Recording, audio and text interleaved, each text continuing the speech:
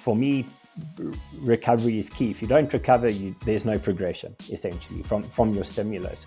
And I do find that whether it's a professional or even an amateur athlete, sometimes even more an amateur athlete, because they have a limited time or availability to train, they always remove the recovery side of it.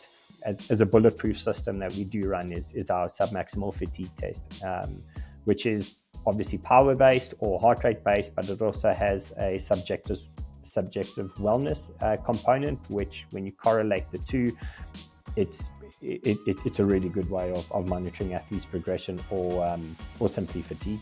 Welcome to the TrainingPeaks CoachCast. I'm your host, Dirk Friel. In each episode, we'll sit down with industry experts to discuss coaching methodologies, the latest research, and leading tools for endurance training. Visit TrainingPeaks.com for more training and coaching resources. My guest today is John Wakefield, who is founder of Science to Sport Coaching, based in Girona, Spain. Science to Sport also does bike fits and physiological testing. John also has a wealth of experience within pro road cycling as a past performance coach within Team UAE, and he is currently a coach at Team Bora-hansgrohe World Tour cycling. I hope you enjoy this episode where we chat about the importance of rest and how to track recovery. All right, John Wakefield, my guest today. Thank you so much. Calling in from Spain. Where are you in the world, John? Thanks very much for having me. Quite overwhelming to get the email, but at the moment I'm in Andorra. I hover between here and Girona, and I head back to Girona this evening after this podcast. I remember I did a few races in Andorra, and I liked when you raced and you had a net drop. My favorite race is a net descent. Yeah, correct. But it's either up or down. Like it's you either go up or you're going down. There's no sort of like horizontal recovery on you. Well, you don't have a Spanish accent, so tell us about your background and how you made your way to Girona. Tell us more about yourself. Originally from Cape Town in South Africa, still super passionate about it. Moved out of there to Europe. I'd been coming in and out a little bit from 2014, and then decided to pack my bags 2019 and move to Girona just because I knew everyone does. I knew it super well. It was easy access, kind of in and out, and it just. There's also very strong English content there. So it was easier for someone who can only speak English to come to Europe. And I landed up there. Obviously I was working on a team at the time, and traveling backwards and forth to South Africa was, it's 28 hours door to door. Yeah. So after a while it became a bit stressful, and I kind of made the move more on an emotional side, where I was coming back from the Vuelta, and every flight I had was delayed, so I missed a flight. So what should have taken essentially 28 hours took me almost 40 hours, and I just walked in and packed bags, and I was out, and that was it. That's how I landed up in Europe, essentially. So how about cycling? I mean, you obviously started the cycling passion down in South Africa, and how did that progress? Education? Were you doing everything you're doing now down in South Africa? I was obviously just on a slightly smaller scale. I landed up in cycling a little bit by accident. I was kind of racing motocross beforehand, and I had sort of a series of accidents. And during my rehabilitation period of my last accident, the gentleman that was doing my rehab was an ex-professional cyclist, and I couldn't run because of leg injuries. And he had said to me, get on a bicycle. And as they say, the bug bit. That was it. And I really had a passion for it then. And when I stopped racing some motocross, I started coaching it. And I became super involved in that, both locally and internationally. And I'd met who is now my business partner. He's also head of performance at UAE Team Emirates, Dr. Jeroen Swart, or Associate Professor Jeroen Swart. And we were doing a lot of kind of cross work. And he said to me out of the blue, hey, what about, cycling? Why don't you become a cycling coach? And I was like, okay. And I kind of took a look at it. It wasn't something I wanted to get into. And we landed up being business partners, and here we are today. It just kind of evolved from single athletes in South Africa to one or two teams in South Africa to international athletes as it does. And then a team, and then another team, and here I'm on your podcast. The dream comes to life. Yeah, it was a 20-year dream, though. It's taken sort of 20 odd years to get to this particular day, but it really, as I'm sure even from your side, it's a quick journey when you open your eyes. Yeah. So and in Girona, you have a facility. Tell us more about your lab there and bike fitting and everything you're doing locally in Girona. Yeah, so we opened up a laboratory in Girona, which is essentially it's a carbon copy of what we have in South Africa. So in South Africa, we run the High Performance Center for cycling in South Africa as a company. And then we opened up essentially a sister company in Girona. And there we do, obviously, biomechanics is pretty much our strongest point. We do physiological testing. We do some research that comes out of there. And we are now going to be introducing medical service, so a sports physician and a strength and conditioning coach. So those are the two things that are coming now in the next sort of 3 to 4 months. Yeah, what's the name of your what's the name of your lab there in Girona? Science to Sport is what it is. And in Girona, how many coaches do you have on staff? As a company so in Girona itself, including of myself, we have 3 based in Girona. So it's myself, Daryl Fitzgerald, and Dr. David de Klerk. And as a company as a whole, we have 5, 6, 7, 8, 11, 12 coaches in total. Wow, nice. Yeah. Okay, so now you are also employed via Bora, right? The pro cycling team. And how long have you been with them?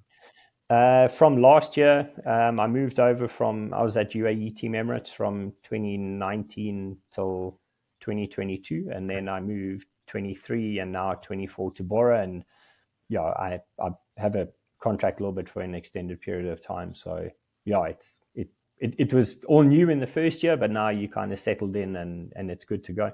So how many athletes do you oversee within the team? I personally oversee 5 athletes on Bora. And some of the other coaches have some more athletes, etc. But I personally oversee 5 athletes. All right. Well, what I want to dig into today is obviously the importance of recovery, tracking recovery techniques, just advice, all things recovery, if you will. But you manage these athletes not only within the Bora team, but amateur athletes as well. Yeah. And you have, tell us a bit more about your, philosophy around recovery and the importance of that in terms of programming the upcoming workouts. So, for example, when you get feedback based around recovery, is that on a daily basis? Hence, are you changing programming daily? How often are you changing programming, around the feedback you're getting around recovery? Sure. So if I go back, am I doing stuff daily? If that need or desire is there for it based on what you get back, I'll change it every day. But typically, if I take how we do monitor athletes and that just from a personal and generally as a company side, as we have briefly discussed, is for me, recovery is key. If you don't recover, there's no progression essentially from your stimulus. And I do find that whether it's a professional or even an amateur athlete, sometimes even more an amateur athlete, because they have a limited time or availability to train, they always remove the recovery side of it. And the first thing that goes. Yeah, correct. It's typically longer, harder, stronger, right? Versus sometimes get off the gas a little bit, recover, adapt, and then go longer, harder, stronger. So, for me, recovery is really key. I've taken much abuse over the years about that, but in a fun way. But how I kind of monitor it personally is more not only from the data that you get back from the athlete, from a power meter, heart rate, etc. Because data tells you one thing, but essentially an athlete will tell you something completely different. And I believe in that communication part. First and foremost is, how do you feel to the athlete?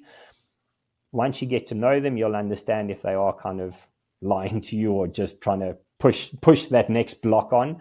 But alternatively to that, as a bulletproof system that we do run is our submaximal fatigue test, which is obviously power-based or heart rate-based, but it also has a subjective wellness component, which when you correlate the two, it's a really good way of monitoring athletes' progression or simply fatigue. Yeah, I want to dig into that in a bit, but when you have onboarding with an athlete coming on with you, it sounded like you almost have to beat them down. You said that sometimes that there's some resistance there because it sounds like they feel like they're getting too much recovery. Is that a sentiment that you often hear? Yeah, you do. You often hear it's like, oh, I've rested too much. And well, you've had 1 day off this week, or you've had 1 day off in a 10-day block, right? And it goes back to, they think that, you have to train to get fit. It's like, yes, you do, but you also need to recover to get fit. Yeah. And sometimes when you kind of look at, say you onboard, as you said, a new athlete, and you look at what they've done, even if they are self-trained, and you can understand why you get the email or the messages going, oh, I'm stagnated, doesn't feel like I'm going anywhere, I'm always battling. And that's just purely because there's no recovery. Simple as that. Yeah, it's almost like they feel like they don't know they have this underlying fatigue, almost like a chronic fatigue, right? That's there, and they don't feel normal without it. But then there's a breakthrough, hopefully at some point, where they actually feel like, oh, wow, I now get it. Like that fatigue now is gone, and I was able to break through and do something that I otherwise wasn't able to do. Yeah, it's almost like they scared to be fresh. Right. At times. Right. That's kind of the feeling I get. And then you get a message and you go like, wow, man, I really felt great today. And you're like, but that's how you meant to feel. Yeah. But it's like, it's an odd one. You're like, I really don't understand your message. You know? And they're like, oh, I really felt good in the race today. And you're like, but you should have felt good in that race. It was one of your A races. Yeah. No, scared to feel fresh is an absolute mental block for so many athletes. And obviously this is not what it was meant to do, but however, many athletes are chasing the CTL, right? And that is in no way the intent of why it was developed. And I always say, you might be more, quote, fit than somebody else, but the person on the line next to you might be fresher. They can beat you, even though you might on paper have more fitness. If you don't have that freshness factor, they are going to beat you.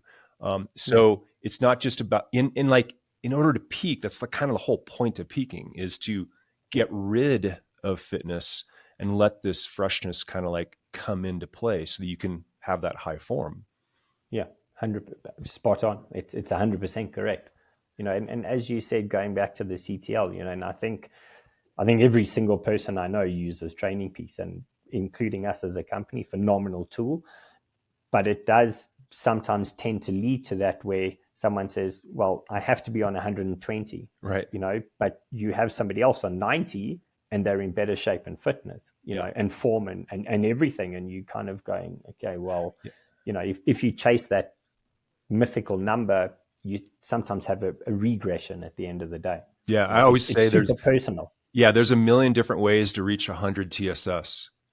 100%. Exactly. So you can do 10 by 30 second sprints every day for 4 weeks and you'll have 120, or you can ride 4 hours super easy for 3 weeks. You'll have the same value. That's the secret. That's the secret. Yeah, exactly.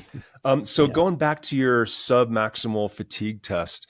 So is this a daily thing, every morning, 3 times a week? First of all, what are you asking the athlete to do and how often? So we like to prescribe it every 7 to 10 days. Okay. Obviously, if an athlete is doing a big block of racing, or if they, if it's a big pro and they're at Dauphiné or something like that, you you would kind of miss that block and then obviously implement it when that timing is right as soon as possible after hypothetically Dauphiné or a big block of racing of the classics. Okay. Perfect example. You do that, it essentially takes sort of like, in total, it's a 10-minute self-paced warm-up, pretty easy. And then you perform 3 minutes at a certain power. So that was typically either at your FTP or at between FTP and 110% of FTP. Okay. That's obviously if you have a power meter, if you have like a kicker or some power-based unit that you're able to do that on. If you don't, you can, and you only have heart rate, you would do it then pretty much at what your lactate accumulation heart rate value is. Once you've completed that 3 minutes, so say you had done 300 watts as an example, you would complete it, hit the lap button on your Garmin, Wahoo, whatever the case may be. And then we have subjective wellness additionally to that you would answer on a questionnaire, which is super short, So obviously what we'd like to know is what your RPE was for those 3 minutes at that specific power. So how hard it felt. You want to know your time to exertion. So how long you felt you could have held that for. Was it only 3 minutes or was it 20 minutes if you're feeling super good? Okay. So you actually only do 3, but you're asked how long could you have done it for? Yeah, correct. Got it. Okay. So, should someone be super fatigued, they'll put 5 minutes just because their RPE may be 16 and they can only do 5 minutes in terms of duration. Okay. Then obviously our self-reported questions and scores would be based around general wellness, your fatigue, your sleep patterns, your stress, your mood. And, mood it's a really good indicator or indicator, and it's important for fatigue, because typically if someone is fatigued, their mood is really on the downward spiral. So when you correlate all of that and we chart it, and you can see really good patterns in terms of are they have the correct stimulus and are we making progression, or is the athlete fatigued? We need to back off a little bit and then kind of start training again. Or are they just stagnating and it's the same all the time and we need to increase that stimulus as an example to get our next step in terms of form and fitness. Yeah. Okay. So we have this subjective side of the equation, the objective side, the objective data you're getting from the power meter, heart rate, a bit of time. But on the subjective side, when you say mood, it's funny. I go through the same thing myself within TrainingPeaks, within our daily metrics. You can answer all of these within TrainingPeaks. When I think mood, oftentimes the first thing I think about is my level of motivation. Spot on. And that absolutely oftentimes, that can override all kinds of objective data if the motivation is just simply not there. Do you hone in on that? You mentioned it earlier, and that's definitely tends to be a big key subjective feedback. Yeah. Like for me, mood is really important because if you're not, mood is based on motivation. So if you're not motivated to go and hurt today on the bike, there's a reason why. It could be something simple like, I don't know, your girlfriend's run off with a pool guy. Your mood's not really the greatest, or you've done the classics block, you've come back onto maybe some structured training before a little bit early, and your mood is still not there after 4 to 5 weeks at the classics. So that to me really indicates where an athlete is mentally and what you kind of want to adapt or change to get the best out of them. And maybe sometimes 2-3 days of, hey, just go ride your bike. Don't care what you do. Has a complete turnaround in terms of, and then they come back and they say, what, I'm actually ready to kind of get back onto some structure after 2-3 days. Yeah. And that to me is super important. Yeah. And then on the sleep side of things, are you correlating? So you're asking them overall sleep quality, just how they felt their sleep was last night. Yeah. So is it average, like normal? Is it good? Is it bad? Are you sleeping 3 hours because, I don't know, you have hyperactive legs or your mind is racing, etc.? That again, less sleep. If you lose 2 hours sleep in a week, in 5 days, you've essentially lost one night of sleep if you take all those hours put together. So for me, that has a direct effect on mood in terms of how you wake up. Are you ever correlating HRV either ongoing daily or within this test at all? How do you view HRV? I do track HRV on some athletes. A lot of athletes track it themselves at the same time, which is also really good. In our SFT, we don't track HRV specifically because we do track heart rate in itself. So obviously what the trends and stuff are doing. As a separate metric or a separate variable, we will track, or I will track HRV. And I guess like more on that, are you making any individual daily decisions based on today's HRV, or are you looking at the HRV trend over time?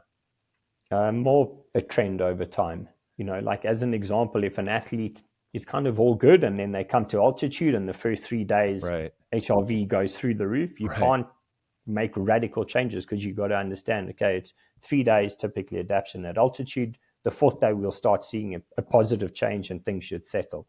Right. So it's understanding where that maybe daily change came from based on history to that daily change. I mean, that's a good point. Going to altitude, you're going to have, I guess, what are the things that get affected the most, like that the athlete will feel and report back to you, which will then give you indication that it's time to actually ramp up? What types of things are you tracking the first few days at altitude? Sleep is definitely one of them. I find like a lot of guys and ladies kind of by your second, third night are having pretty radical dreams, depending on how high they are. Right. Like I'll be honest with you, I wake up sometimes and I'm the worst after I have like the weirdest dreams at altitude, but typically it's those first 3 to 4 days. And yes, your HRV, if they are tracking it, there are changes I have definitely seen, but I take it mainly on how they felt on the bike, and I track weight more, so pre-training, post-training, what their sleep is like, and also where their mood is like when they're at altitude, and sometimes a sweat ratio, but not on everyone. But as I said, typically by your 4th day, you are okay, and the guys can kind of resume kind of proper training after that. Yeah, well, if we talk about more of the age groupers and the amateurs here and not pros at altitude, myself being 50 plus, another one that I have to track personally is soreness. Is that something that you will dive into with athletes as well, especially the older athletes? The older athletes that I've had that it's a very limited quantity of athletes in terms of age groupers that have gone to altitude and do altitude blocks. I haven't really had any negative feedback in that, or problems, if you want to call it, with regards to that. It's more just sometimes they take longer to adapt to those, 70 to 90 hours at altitude. But I haven't really had any complaints, and especially not from the pros in terms of DOMS or muscle soreness or anything like that. Yeah, and I was more referring to just daily life as an older athlete.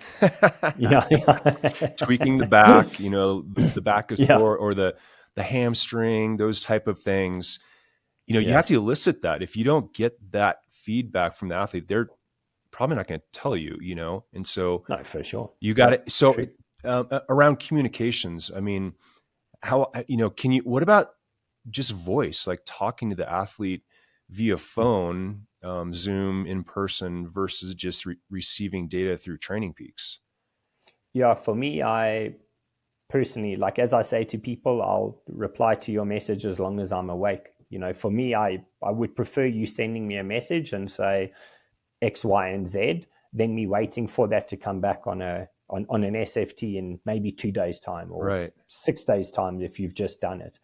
So for me, again, going back to it, it's like you can do all this training and everything, but for me, if an athlete tells me how they feel, it's kind of the golden standard of that. Nothing gives you more information than someone saying to you, I feel X. Yeah. Okay. So on the objective side of that test that you're doing, you're collecting heart rate and power. Yes. How might those correlate with each other when you're really fresh, recovered versus when you are more fatigued? What kind of patterns are you seeing between heart rate versus power?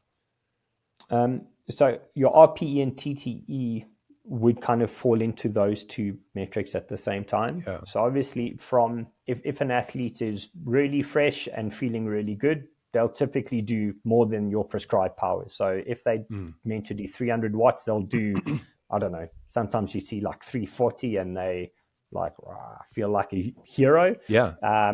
And that'll obviously be on typically a lower heart rate because they've hit sort of a peak or they've had a really good progression. TTE will be low. TTE will be high and RPE will be low, essentially. On the other end, they sometimes don't hit the power or they do hit the power. So maybe it's just below or it's on that 300. But then you typically see like kind of a spike in the heart rate. And with that, obviously, TTE is short. I wouldn't say super short, but sometimes you see like 3 minutes only or 5 minutes. And your RP is, up to like 16, 17. So what is interesting is when you look at sometimes the subjective wellness and then you see their TTE and RPE or vice versa, and the two definitely don't correlate. Yeah. You can say to he or she, and you say, that's when I typically pick up a phone and I'll be like, hey, Dirk, Yeah. 2 and 2 aren't adding up to 4 here. And then you get essentially your like honest answer. And it's like, I don't feel so good. That's the voice. That's the like getting personal with the athlete and what's going on. Yeah, correct. So now this is only a 20-minute, let's call it 20-minute test. So you're asking them to do this in the morning and then go ahead and do today's training program afterwards? Or is this like on a recovery day and that's all you're going to do? No, you do it prior to your session. So even if you have, say, a standard session is, say, 3 by 10 minutes, a threshold, they can do it within that, say, 30-minute warm-up. Yeah. Do the 3-minute test and go and do the intervals or the 2-hour recovery or 5-hour ride or whatever they have for that day. Yeah. In terms of placement of when it is typically like 1 to 2 days after a recovery or easy day. So they can do, say, maybe whatever intervals, long ride, something else, and then they have, say, 2 days recovery and then do that test, So if it's for like your listeners and that to do those subjective measures, would do it on, a recovery or 2 days after a recovery ride. So you do get a bit of freshness in and you know how you feel. Got it.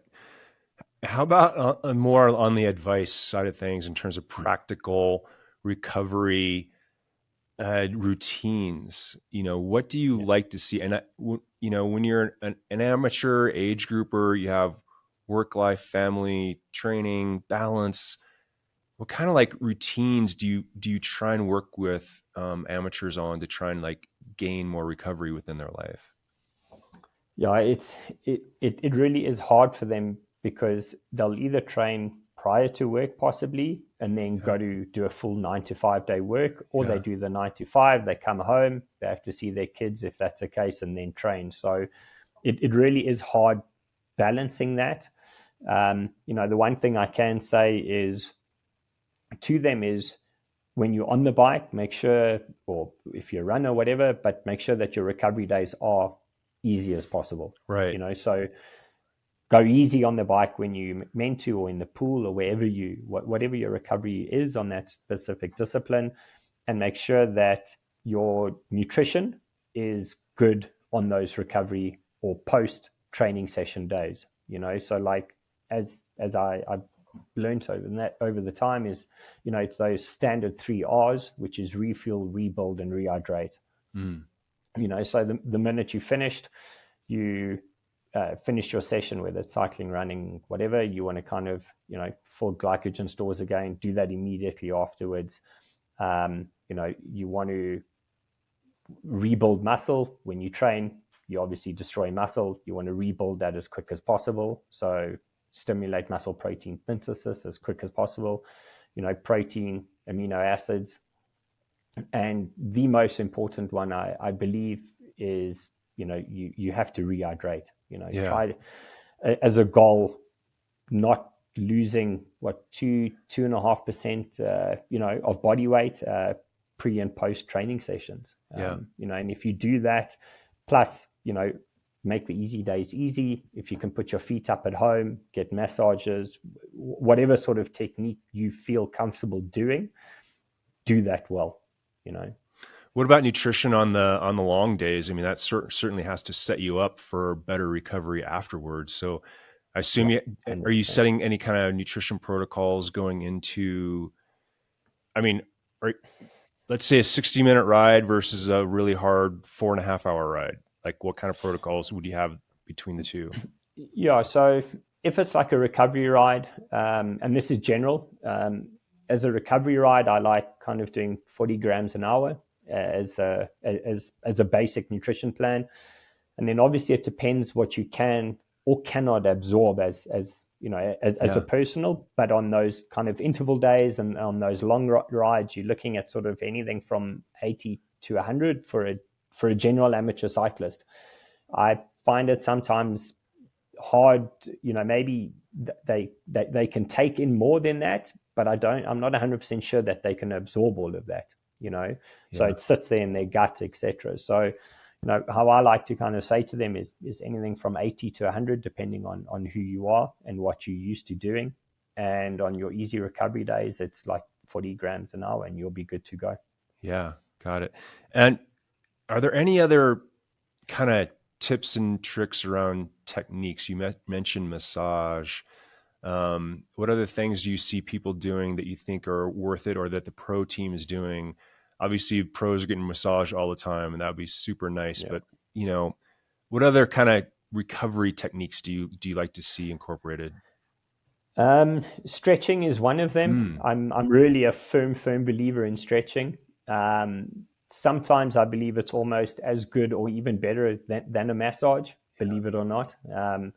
Like with ice bars, massage, etc., there is no scientific evidence showed that they work. It's more a placebo effect, I believe. But if it works for you, you run with it. I'm fully supportive of that.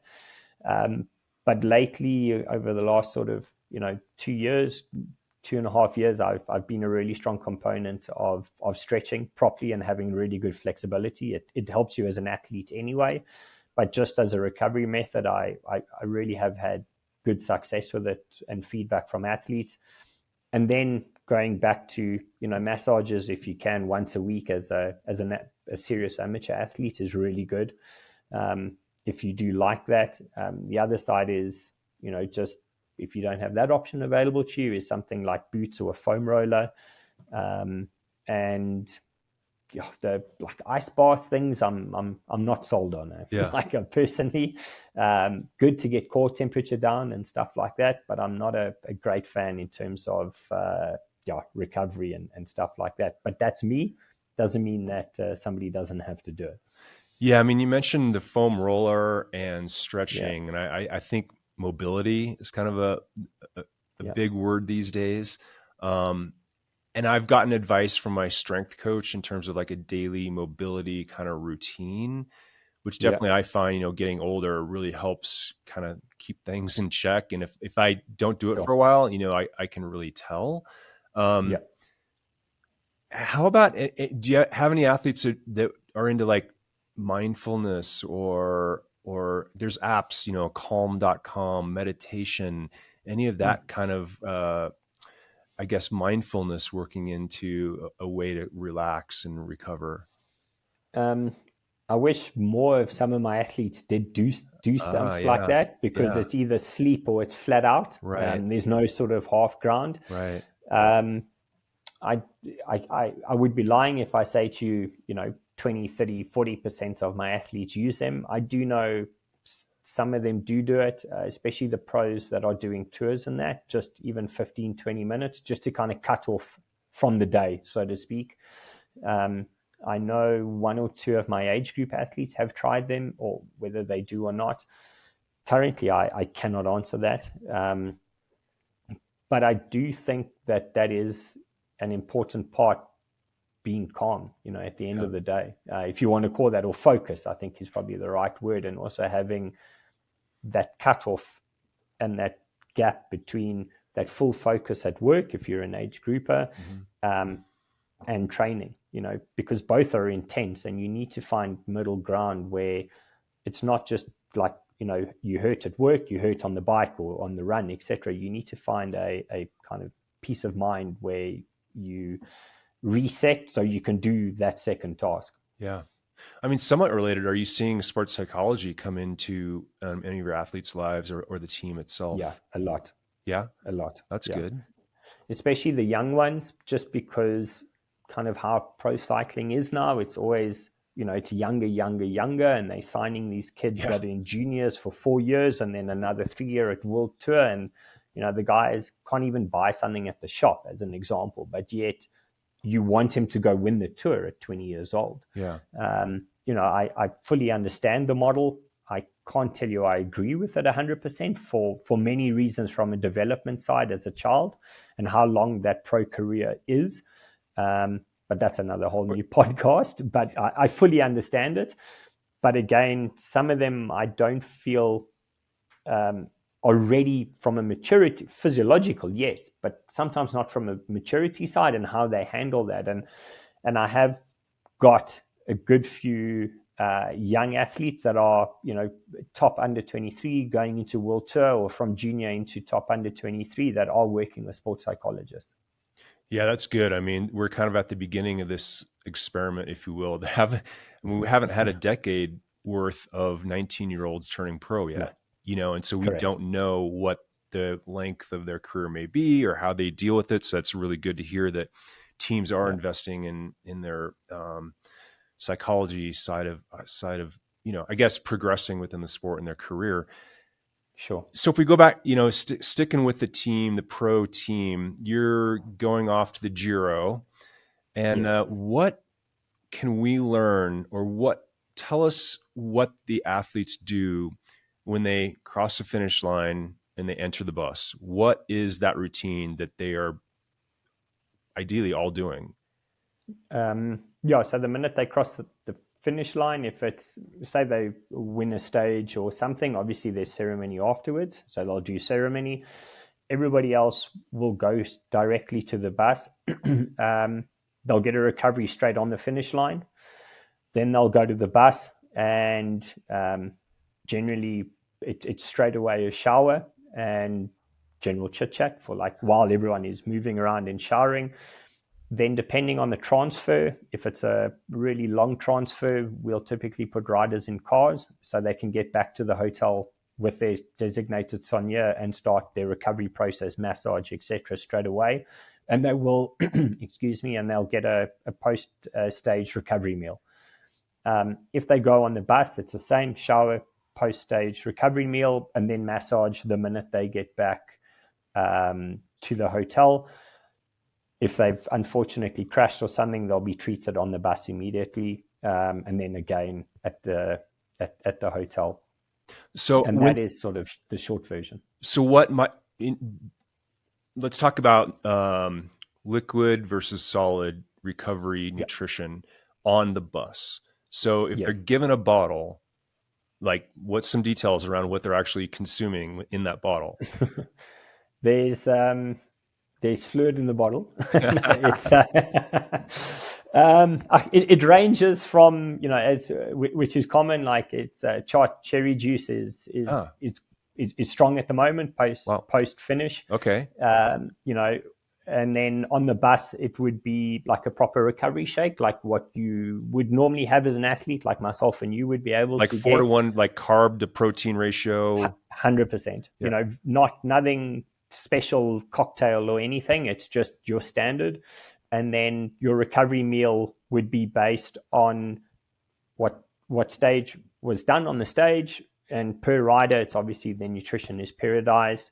They'll get that on the bus, so they'll have their own little box of food, if you want to call it that, And then when they get back to the hotel, as I said, it's massage and then dinner straight away.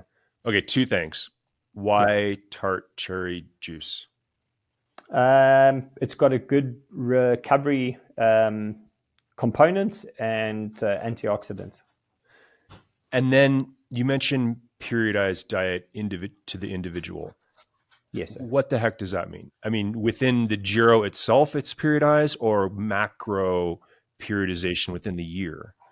Both. So obviously, each rider has a designated or a nutritionist has a designated group of athletes on the team. Okay. So he works with say 6 athletes as an example, or 10, 10, 10, and based on who they are, their body weight, what their race they're going to per stage, etc.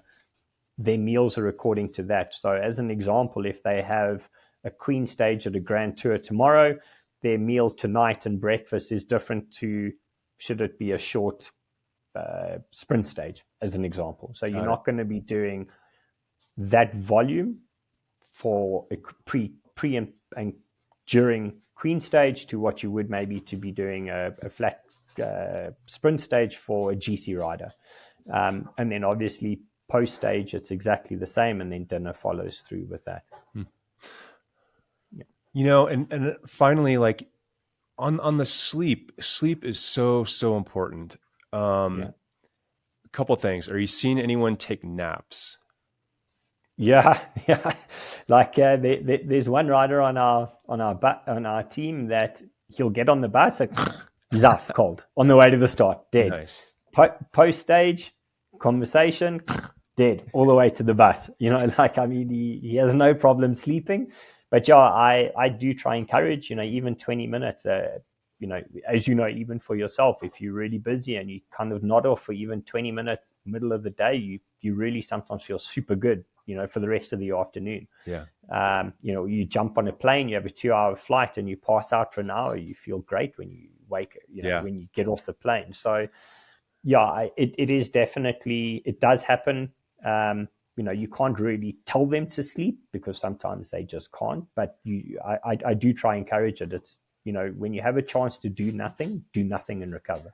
I think that's a great skill to have. When I was racing and traveling a lot, I could sleep anywhere, and that's a good skill to have. Yeah, it's respect. I remember an interview with Miguel Indurain, and they asked him what his hobbies were, and he said napping.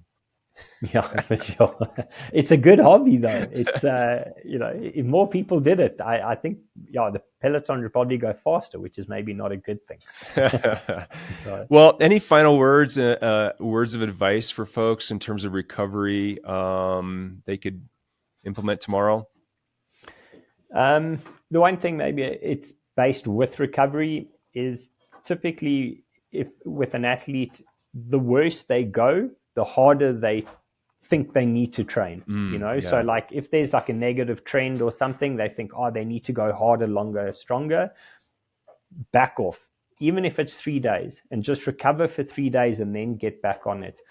And I often find that, it's 24, 72 hours, and there's a huge change in that athlete, so it's not to say do nothing and always rest, but if you do feel unmotivated, you not hitting numbers, or you're just not racing well and it's kind of going negative, just back off.